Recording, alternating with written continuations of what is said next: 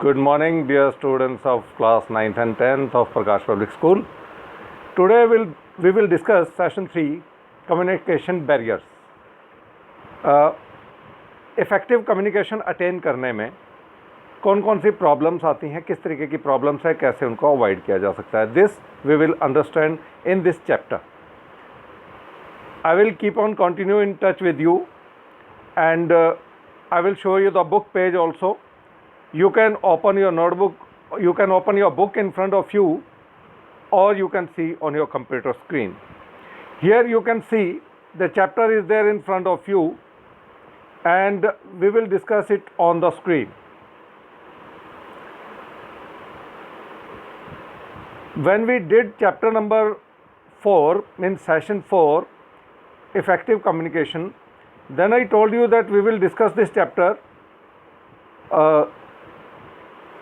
session 3 later on, because it was better to discuss chapter 4, that what is effective communication. Now it will be good for you. Now you will be better understand that what are the barriers to attain that effective communication, what we have learned in chapter 4, session 4. So please be with me. Here you can see on the screen that you can read it from your book also. Straightforward we go to the types of communication barriers, because in first paragraph it is told to you, here a picture is shown over here, that one person is speaking from other side of a wall, and few people are standing on the other side of the wall, and this wall is actually the barrier. So types of barriers we will understand. In second paragraph it is told a communication barrier is an obstacle that prevents the receiver from receiving and understanding the message that has been sent by a sender. So this is a right definition of the communication barrier. If a message is not understood clearly, it may lead to communication gaps, causing confusion and misunderstanding. So with this paragraph we can understand that what is communication barrier. Now we come to barriers related to the formation of message. So this is a kind of first type of barrier, that what message we are conveying, in that there may be any problem, and the message can be conveyed without a proper purpose. Means purpose of the message is not conveyed properly. So here we can understand that this is related to the language. These barriers occurs due to problems in the composition of formation of the message or the formation of the message itself. अब इसमें हम ये समझ सकते हैं कि ये जो प्रॉब्लम है, this is related to our language. Multiple factors cause this barrier, like lengthy message, language problem, intonation issues. Intonation issues हम इसमें मान सकते हैं कि जब हम आपस में बात कर रहे होते हैं तो हमारी बातचीत करने का उतार चढ़ाव क्या है. हम बातचीत कर रहे हैं, बातचीत में हम किस तरीके का उतार चढ़ाव अपनी लैंग्वेज में यूज़ कर रहे हैं, बातचीत में यूज़ कर रहे हैं. और द नॉन वर्बल कम्युनिकेशन, जो हमारा जेस्चर है, जो हमारा बॉडी लैंग्वेज है, वो हमारे मैसेज को कन्वे करने में कितना सपोर्ट कर पा रहा है, ये भी इसी का एक पार्ट है. For example, if you are watching a Hollywood movie, अगर आप एक हॉलीवुड मूवी देख रहे हैं, the actors speak English in an American accent, वो अमेरिकन एक्सेंट में बात करते हैं, और हम इंडिया में किसी और एक्सेंट में या ब्रिटिश एक्सेंट में या हमारा लोकल लैंग्वेज का एक टच होता है उसमें. तो and sometimes you may not be able to understand what they are saying. तो हम इस वजह से समझ नहीं पाते कि वो क्या कह रहे हैं, क्या बोल रहे हैं. तो ये एक एक्सेंट प्रॉब्लम है, जो लैंग्वेज प्रॉब्लम है, या हम कहें तो फॉर्मेशन ऑफ मैसेज की ये प्रॉब्लम है. These types of problems are related to the message that is being conveyed, in which we have covered all these things in this paragraph. That message can be lengthy और complicated message, कि एक जो message है वो काफ़ी बड़ा या विस्तार पूर्वक हो सकता है और वो मैसेज कन्वे नहीं हो पाता। लिंग्विस्टिक इश्यूज़, जो लैंग्वेज से रिलेटेड इश्यूज़ हैं, when you will be going through it you will understand better. Then inconsistent tone और non verbal communication. Inconsistent tone means वही जो हमने अभी इंटोनेशन में पढ़ा है कि जो उतार चढ़ाव होते हैं लैंग्वेज के, वो ठीक से अगर नहीं कन्वे हो पा रहे हैं उस तरीके से। अब लैंग्वेज अगर बोली जाती है तो गुस्से में उसमें उतार चढ़ाव कुछ अलग तरीके से होते हैं, अगर हम आराम से बात कर रहे हैं तो उसमें कुछ अलग तरीके से। इसीलिए जो हम हॉलीवुड मूवी हैं उनका जो क्योंकि हम उसका उतार चढ़ाव, उसका एक जो कंसिस्टेंसी नहीं समझ पाते, इसलिए हमें उसको समझने में प्रॉब्लम होती है। या कहें तो हम उसकी इमोशंस को नहीं समझ पाते बिकॉज ऑफ दैट जो उसमें फ्लो ऑफ लैंग्वेज होता है, या उसमें जो कर्व्स बनते हैं लैंग्वेज के ऊपर नीचे जो लैंग्वेज जाती है। और दूसरा है नॉन वर्बल कम्युनिकेशन। और नॉन वर्बल कम्युनिकेशन जब हम ऐसी किसी लैंग्वेज में बात कर रहे हैं जो लैंग्वेज हम बहुत अच्छे से समझते हैं, तो हमारा बॉडी लैंग्वेज भी उसको सपोर्ट करता है। तो ये कुछ चीज़ें हैं पहले। इसके बाद आते हैं कुछ इंटरनल बैरियर्स होते हैं। इंटरनल बैरियर्स में वो चीज़ें हैं जो एक पर्सन जब मैसेज कन्वे करने वाला या मैसेज रिसीव करने वाला, उससे रिलेटेड कुछ प्रॉब्लम्स हैं, उन्हें इंटरनल प्रॉब्लम्स में माना जाता है। These barriers occur due to some inherent traits, जो एक इंसान में जो एक गुण होते हैं, अवगुण होते हैं, और the frame of the mind of the communication, कि जो कम्युनिकेट कर रहा है या उससे जो बातचीत हो रही है, जिसके साथ बातचीत हो रही है, वो उनके स्टेट ऑफ माइंड क्या हैं। Factors responsible for internal barriers include intense emotions.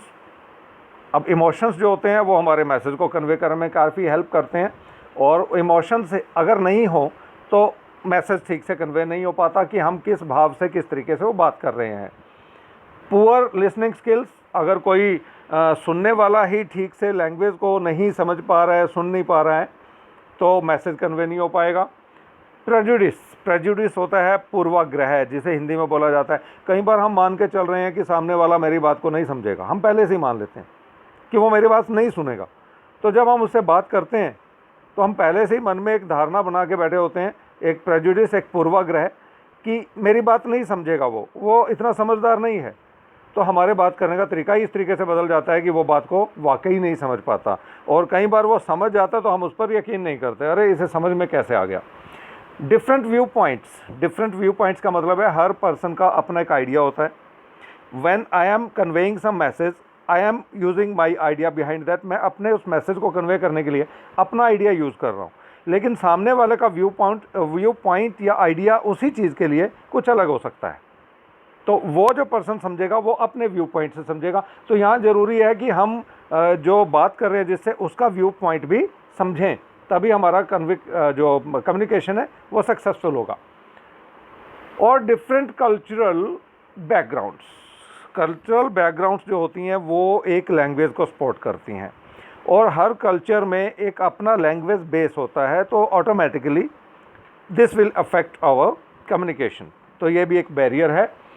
इसमें अब हम पढ़ते हैं यू आर वेरी एक्साइटेड। हम समटाइम्स हम एक एग्जांपल इसमें दिया हुआ है, you are very excited about a class picnic and do not pay attention when your teacher asks you to get a permission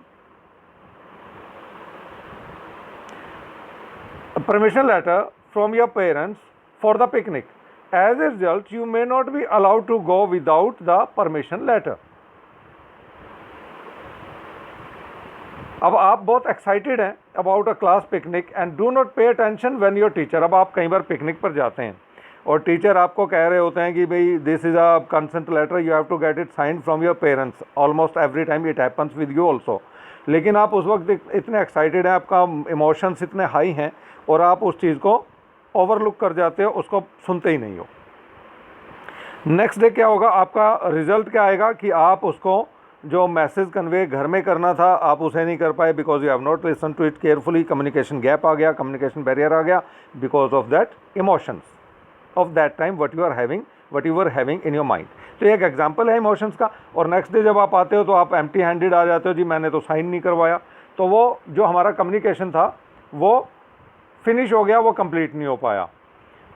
next comes fatigue means थके होना, disinterest, किसी बात को सुनने में इंटरेस्ट ना होना, और एक्साइटमेंट जिसका एग्जांपल अभी हमने दिया।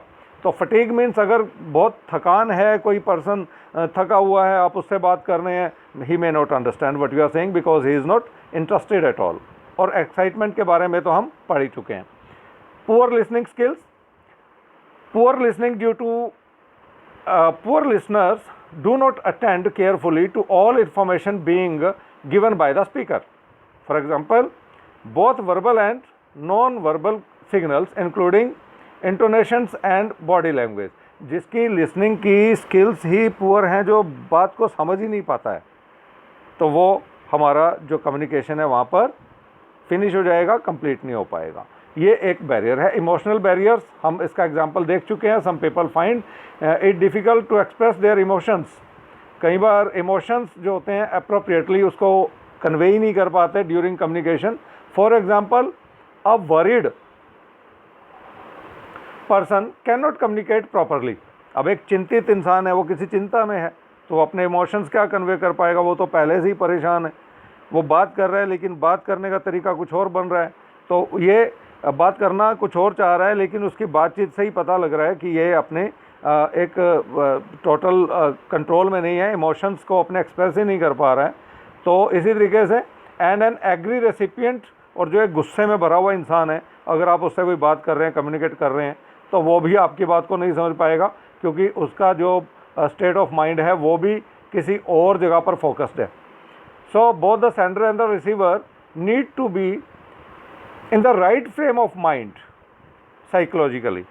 साइकोलॉजिकली क्या होता है कि अगर जो सेंडर है, सेंडर और रिसीवर दोनों ही एक परफेक्ट स्टेट ऑफ माइंड में है, तभी हमारा कम्युनिकेशन क्लियर हो पाएगा, कंप्लीट हो पाएगा। And then difference in perception and view point, अभी ऊपर हमने बात की उस पैराग्राफ में कि परसेप्शन मीन्स एक परिपेक्ष होता है, सोचने का एक तरीका होता है, एक व्यू पॉइंट होता है, एक आइडिया होता है किसी भी एक चीज़ के बारे में, जिस टॉपिक के ऊपर बात हो रही है। तो अगर उन दोनों का आइडिया एक जैसा नहीं है, या जो रिसीवर है वो, मैं इसको पढ़ के बताता हूँ, the receiver may not look at things in the same way as the person who is communicating. जैसे कम्युनिकेटर जो है, सेंडर जो है, वो अब एक अलग व्यू पॉइंट से बात कर रहा है और सुनने वाला कुछ अलग व्यू पॉइंट से। This cause communication gaps because there is a disagreement between the sender and the receiver. क्योंकि दोनों में एक सहमति नहीं है किसी व्यू पॉइंट के ऊपर, तो ये मैसेज भी कन्वे नहीं हो पाएगा, या उसको ठीक तरीके से समझा नहीं पाएगा, समझ नहीं आ पाएगा, और समझाने वाला उसको समझा भी नहीं पाएगा। प्रेजुडिस और बायस, ये मैंने अभी आपको बताया कि बायस हम हो जाते हैं कई बार कि अगर हम ये मान के चलें कि सामने वाला, एक एग्जांपल इसमें देखते हैं। For example, if you do not like somebody personally, अगर आप किसी को पर्सनली ठीक से पसंद ही नहीं करते हैं, आपको अच्छा ही नहीं लगता है, तो आप क्या होगा, even if he is saying something in your favour, वो आपके फेवर की भी बात कर रहा होगा, तो भी आपको लगेगा कि यार ये कुछ गड़बड़ है, ये मेरे फेवर में कैसे बात कर रहा है, क्योंकि I don't like him and he don't like me. तो ये एक हमारा पहले से धारणा बनी हुई है कि वो हमें पसंद नहीं करता है, तो इस तरीके से हम उसकी बात पर बिलीव नहीं करेंगे, वो झूठ बोल रहा होगा। ये अगर ये कह रहा है कि उसने मेरी तारीफ़ की है, तो ऐसा नहीं हो सकता, ये कुछ खिंचाई कर रहा है, ये कुछ गलत बोल रहा है, तो ये सच नहीं बोल सकता। तो ये हमारा जो कम्युनिकेट उन्होंने किया, वो कम्युनिकेशन हमने एक्सेप्ट ही नहीं किया बिकॉज ऑफ दैट प्रेजुडिस। तो ये भी हमारा एक बैरियर है between two people when communication is not completed. Next comes cultural differences. तो कल्चरल डिफरेंसेस भी हम देख चुके हैं कि डिफरेंट कल्चर्स होता है, और अलग अलग टेक्निक्स होती हैं बात करने की। For example, making eye contact is considered a good communication technique in the US, but in most Asian countries, making eye contact with a senior person is considered to be disrespectful। अब हम कई बार अपने culture में बात करते हैं तो हम कहते हैं यार आंखें नीची करो, ठीक से बात करो, लेकिन अमेरिकन या ब्रिटिश तरीके से बात करते हैं, वो कहते हैं आई कांटेक्ट मेंटेन रखो। तो थोड़ा सा इसमें डिफरेंस आ जाता है। या कई बार हम बात करते हैं किसी के साथ तो हम अंगूठा दिखाकर या ओके कर देते हैं किसी को, yes done good. It may be that in some other culture it is not understood in a good manner, so that is difference of cultures. तो this is also kind of barrier. Next comes external barriers. External barriers occur due to the factors we have no control over them, and these are outside our body and mind. तो कुछ होती हैं, जैसे हमने last chapter में बात की थी कॉन्टेक्स्ट की। कॉन्टेक्स्ट में हमने देखा था कैसे डिफरेंट टाइप के बाहर का एनवायरनमेंट होता है जो हमारी डिस्कशन को डिस्टर्ब करता है। वो बैरियर में आते हैं सबसे पहले नॉइस एंड अदर डिस्ट्रैक्शंस। जो नॉइस हो रहा होता है आसपास वो हमारे कम्युनिकेशन को एक हर्डल होता है, एक बैरियर होता है उसमें। Physical barrier between communicators. Suppose दो पर्सन जो हैं वो मोबाइल पर बात कर रहे हैं और मोबाइल का जो कम्युनिकेशन है वो ठीक नहीं है, इक्विपमेंट में प्रॉब्लम है या सिग्नल ठीक से सेंड नहीं हो रहे, वीक सिग्नल्स हैं, तो उसमें क्या होगा कि वो दोनों आपस में कम्युनिकेट ठीक से नहीं कर पाएंगे। लेकिन इसमें कोई माइंडसेट तो दोनों का ठीक है लेकिन मैसेज फिर कन्वे नहीं हो पा रहा। फिजिकल डिसेबिलिटीज़ मीन्स अगर किसी को बोलने में प्रॉब्लम है या किसी को सुनने में प्रॉब्लम है तो भी मैसेज कन्वे नहीं हो पाएगा। Physical barriers to non verbal communication. जब हम किसी को फ़ोन पर बात कर रहे होते हैं, इसमें ये पैराग्राफ में बताया गया, when we are talking to somebody on phone, तो हम अपना मैसेज कन्वे कर देंगे लेकिन हमारा जो नॉन वर्बल कम्युनिकेशन है, हमारी बॉडी लैंग्वेज है, वो हम ठीक से कन्वे नहीं कर पाएंगे। हमारे इमोशंस ठीक से शायद कन्वे ना हो पाए क्योंकि सामने वाला नहीं समझ पाएगा कि हम किस मूड में बात कर रहे हैं। तो ये कई चीज़ें होती हैं जो वर्बल कम्युनिकेशन है वो डिस्टेंस की वजह से या उस तरीके से जो अब दूर से कम्युनिकेशन हो रहा है उसमें नहीं हो पाता। फिजिकल बैरियर इसको हम मान के चलते हैं।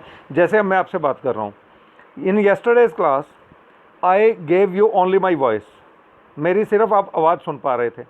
आज आप मुझे देख पा रहे हैं स्क्रीन पर, तो मैं अब जैसे हाथ हिलाकर या अपने फेस से या मैं अपनी आँखों से गर्दन हिलाकर, इसको नोडिंग बोलते हैं, NODDING, तो जो हम आपस में बात कर पा रहे हैं आप मुझे देख पा रहे हो और देख पाने की वजह से हो सकता है कई चीज़ें जो हैं वो आप और अच्छे से समझ पाओ। तो this is a difference between communication. मैं थोड़ा सा इस पिक्चर को और बड़ा करने की कोशिश करता हूँ। ये हाँ, तो यू कैन सी मी। तो अब यहाँ पर जो कम्युनिकेशन हो रहा है this will be called a complete communication. तो नेक्स्ट चलते हैं हम, how to overcome these problems,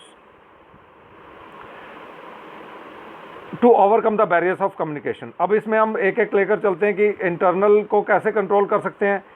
जो स्टार्टिंग में आया था, overcome barriers of formation of the message. Formation of the message कैसे है कि हम अपनी लैंग्वेज को सिंपल रखें, कीप इट सिंपल, नॉट ज़्यादा लेंथी नहीं होना चाहिए, यूजिंग करेक्ट लैंग्वेज। एक लैंग्वेज जो है वो both side should understand that language, कि मैं आपसे बात कर रहा हूँ, मैं आपसे अगर किसी ऐसी लैंग्वेज में बात करता रहूँ जो आपको आती नहीं है तो message will not be conveyed.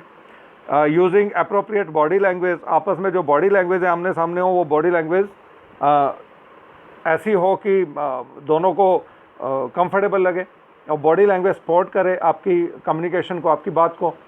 Sender should use correct gesture, facial expression and body postures while talking. तो ये चीज़ें आप इस पिक्चर में भी समझ सकते हैं कि वो डिफरेंट बॉडी जेस्चर्स दिखा रहे हैं किसी बात को करने के लिए। तो यही है हमारे बॉडी जेस्चर जो हम यूज़ करते हैं जब हम बात कर रहे होते हैं किसी से। तो आई कॉन्टैक्ट है इसमें, nodding eight appropriate times. Nodding means बात पे कुछ समझ में आ रही तो हम गर्दन हिलाते हैं, यस मुझे समझ में आ रहा है। तो ये गर्दन हिलाने से सामने वाले को ये हो जाता है कि yes I should continue because that person is understanding. And avoiding distractions, कि हम सामने वाले को डिस्ट्रैक्ट करने की कोशिश ना करें कि वो तो हमसे बात कर रहे हैं, हम इधर उधर देख रहे हैं, सामने इधर उधर ऊपर नीचे, तो that will be a problem. and when you will be reading it, you will be getting everything. And next comes overcome internal barriers.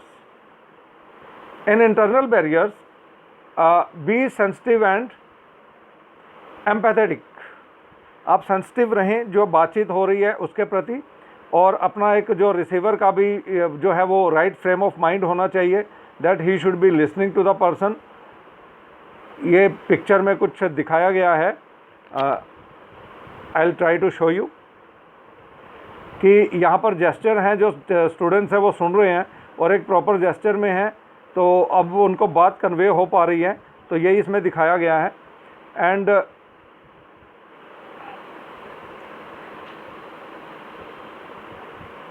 ये पहला हमारा पॉइंट ओवर हो गया. इसमें आगे आते हैं हम, डेवलपिंग गुड लिसनिंग स्किल्स. हमें सिर्फ ये ना हो कि हम अच्छे लिसनर ना हों.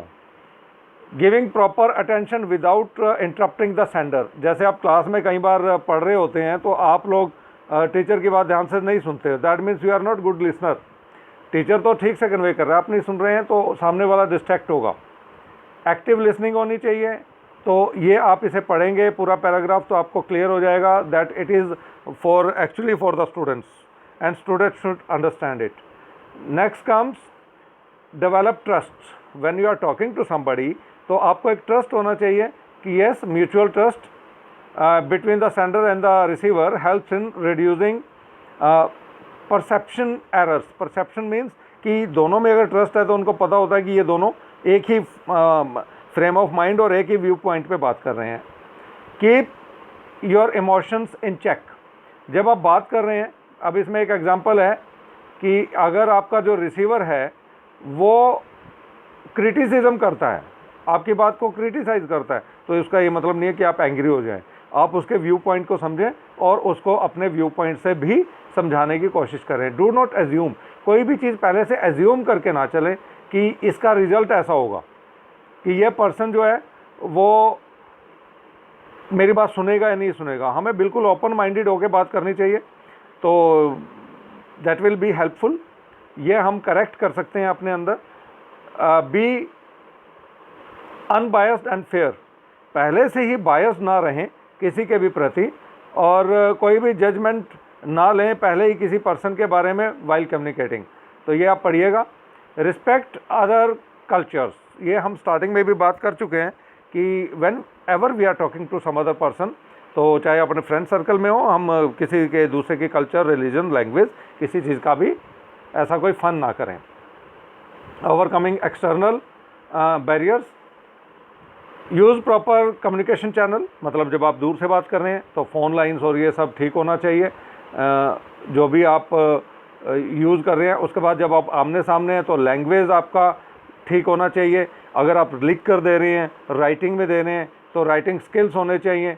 तो ये सारी चीज़ें आपका चैनल्स होते हैं बातचीत करने के. बोलते वक्त भाषा, लिखते वक्त राइटिंग, और other channels when we are using, तो हमारा कम्युनिकेशन चैनल जो जैसे फ़ोन लाइन्स और फ़ोन सब करेक्ट होना चाहिए, तभी हमारा वो कम्युनिकेशन कंप्लीट हो पाएगा. Next comes find alternate means of communication to overcome physical problems. जैसे हमने स्टार्ट में बात की कि कोई सुनने में गड़बड़ हो सकती है, तो उसके लिए भी अलग अलग लैंग्वेज हैं कि जैसे कोई ठीक से सुन नहीं पाता तो उसको इशारों से, जैसे फिंगर्स दिखाई हुई हैं इसमें आपके सामने, कि कुछ तरीके होते हैं, डिफरेंट लैंग्वेज होती हैं, तो वो आप यूज़ कर सकते हैं जब आप कम्युनिकेट कर रहे हैं. तो ऐसा ना हो कि जो किसी फिज़िकल डिसेबिलिटी से पीड़ित है उसका फ़न हो जाए, ऐसा ना हो. इसके बाद आती हैं यूज़ इमोजीज़ वाइल टेक्सटिंग. आपने देखा होगा जब हम चैट करते हैं तो ये हमारे पास इमोजीज़ या इमोटिकॉन्स होते हैं. इनका मतलब क्या होता है? This is not for fun. Sometimes when we are not there when we are sending text message to somebody, but we can show these emojis or emoticons to express our feelings, that what type of feelings we are having at this time. Seeking feedback. जब भी आप किसी से communicate कर रहे हैं, जैसे आप किसी टीचर क्लास में पूछता है तो इन बिटवीन वो आपसे कुछ क्वेश्चन करते रहते हैं फीडबैक लेने के लिए। वो सिर्फ यही तय करते हैं कि हमारी जो कम्युनिकेशन हो रही है, क्या उस बच्चे को वो समझ में आ रहा है, वो कम्युनिकेट कर पा रहा है, वो आंसर कर पा रहा है, उसको कुछ समझ में आ रहा है, या वो ऐसे ही बैठे बैठे गर्दन हिला रहे हैं, नोडिंग कर रहे हैं और जस्ट एक शो ऑफ चल रहा है। तो इस चीज़ को चेक करने के लिए एवरी टाइम फीडबैक लेते रहना चाहिए, यही इसमें दिया हुआ है। तो ये हमारा चैप्टर था यूजिंग फीडबैक। इसको अगर आप चाहते मैं पढ़ देता हूँ थोड़ा सा। One common and effective way to overcome all the different types of communication barrier is seeking feedback from the receiver. किसी भी तरीके का कम्युनिकेशन हो, आप उसमें फीडबैक ले लें तो आपको क्लियर हो जाएगा कि मैसेज कन्वे हो गया या नहीं, समझ में आ रहा है नहीं। अ skilled communicator must be aware of the communication barriers and try to reduce their impact। तो जब भी एक कम्युनिकेशन हो रहा होता है तो एक जो चीज़ें अभी आपने जितनी पढ़ी हैं, इन सभी का सोल्यूशन जो होता है वो एक तरह से फीडबैक में होता है। फीडबैक लेंगे तो आपको ये सभी तरह के जो चीज़ें वो पता लग जाएंगी। कई बार हम फ़ोन पर बात कर रहे होते हैं और फ़ोन बात करते हैं, हम पूछते हैं यार समझ में आ गया, समझ में आया कुछ, तो सामने से आवाज़ आती है नहीं यार बीच में आवाज़ कट गई थी। तो वो आवाज़ कट गई थी, वाज़ा फीडबैक, ये फीडबैक है और हम उस बात को दोहरा कर दोबारा समझा देते हैं। तो ये एक एग्जांपल है आपके लिए। इसके बाद ये रीकैप को आप ज़रूर पढ़ लीजिए कीजिए जब भी आप एक चैप्टर पढ़ते हैं, तो ये आपको बहुत कुछ समझा देगा। अब इसके बाद मैं आपको लास्ट टाइम मैंने बोला था कि 9th क्लास के बच्चे भी जो हैं वो अनसॉल्व्ड जो क्वेश्चन है वो करें, लेकिन मैं इसको I am taking it back. अब मैं चाहता हूँ 9th क्लास के जो स्टूडेंट्स हैं वो केवल और केवल फिल इन द ब्लैंक्स जो सोल्ड आंसर्स हैं वो करें, लेकिन एक बार ट्राई अपने आप करें। ये 9th और 10th क्लास दोनों के लिए हैं। ये नहीं है कि आपके सामने चैप्टर में आंसर दिए हुए हैं और आप सीधा उसको लिखें नोटबुक में और कर लें, कोई जल्दी नहीं है। हम इस चैप्टर को 3 दिन में या 2 दिन में ही ख़त्म करने वाले हैं, तो इसे अच्छे से समझ जाएंगे आप लोग। तो और ये आपको हेल्पफुल होगा इन फ्यूचर कि आपको बहुत कम पढ़ना पड़ेगा दोबारा इन चीज़ों को समझना है। इसलिए मैं आपको थोड़ा अपनी लाइफ से कुछ एग्जांपल्स आपके क्लासरूम से एग्जांपल दे रहा था।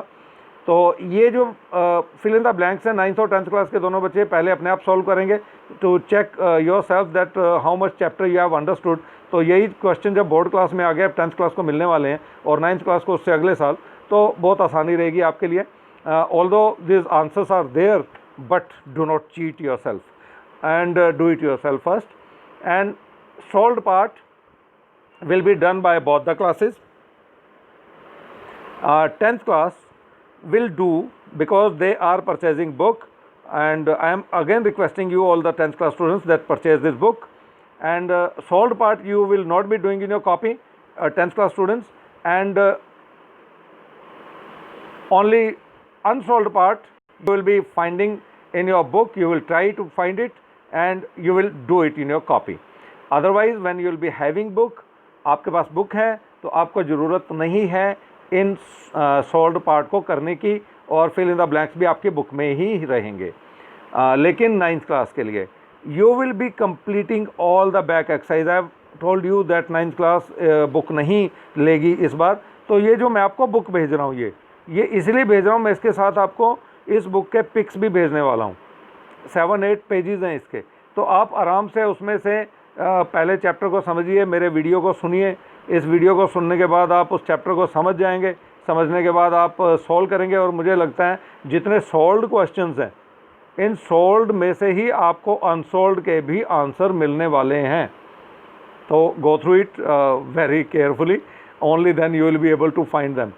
सो then unsolved part and application based part for 10th class, please do it carefully and do it yourself first, and in tomorrow's class we will go through the back exercise.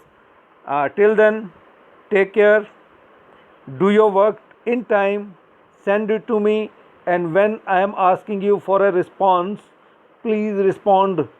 बात किया कीजिए, जवाब दिया कीजिए कि हमें चैप्टर समझ में आ रहा है। टीचर्स आर मेकिंग बहुत अच्छे से, वो आपको हार्ड वर्क करके ये वीडियोस बना रहे हैं घर में बैठकर। तो please do it for yourself. This is for not this is not for the teachers, this is for you. If you are not understanding anything, please call me or send me a message through WhatsApp.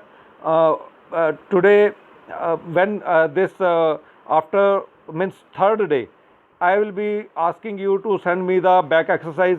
Before that, every day don't send me the back exercise. If you have done it, send it only on the third day after understanding all the back exercise question.